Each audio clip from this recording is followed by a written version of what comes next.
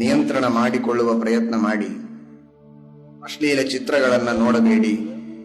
ನಿತ್ಯದಲ್ಲಿ ದೇವರಿಗೆ ಬೇಡಿಕೊಳ್ಳಿ. ದೇವರು ಶಕ್ತಿ ಕೊಡ್ತಾನೆ, ವಾಯುದೇವರ ಶಕ್ತಿ ಕೊಡ್ತಾರೆ, ಗುರುಗಳು ಅನುಗ್ರಹ ಮಾಡ್ತಾರೆ, ವಿಶ್ವಾಸ ಇಡಿ.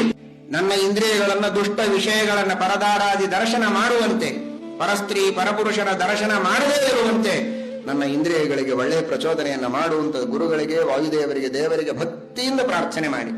ಆ ಪ್ರಾರ್ಥನೆ ಭಕ್ತಿಯ ತೂಕ ಎಷ್ಟಿದೆ ಅಷ್ಟು ನಮಗೆ ಫಲ ಸಿಗ್ತದೆ. ಕ್ರಮವಾಗಿ ಸಿಗ್ತಾ ಹೋಗ್ಬಹುದು, ಆದ್ರೆ ಪ್ರಾರ್ಥನೆಯನ್ನು ಪ್ರಾರಂಭ ಮಾಡಿ. ಇಂತಹ ದುಷ್ಟ ಚಿತ್ರಗಳನ್ನ, ದುಷ್ಟ ದೃಶ್ಯಗಳನ್ನ ನೋಡುವುದನ್ನ ಮೊದಲಿಗೆ ಬಿಡಬೇಕು.